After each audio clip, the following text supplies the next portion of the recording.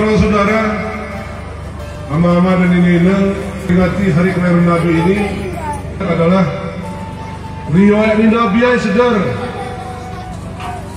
Dibacakan riwayat Nabi dari kelahirannya sampai meninggalnya. Itu yang dibacakan setiap memperingati kelahiran Rasulullah.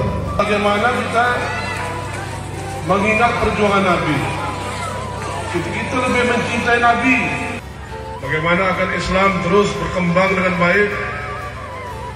Alhamdulillah hamdan yufi ni'amahu wa yukafi'u madidahu ya Rabbana lakal hamdu kama yanbaghi li jalali wajhikal karim wa 'azimi sultanik.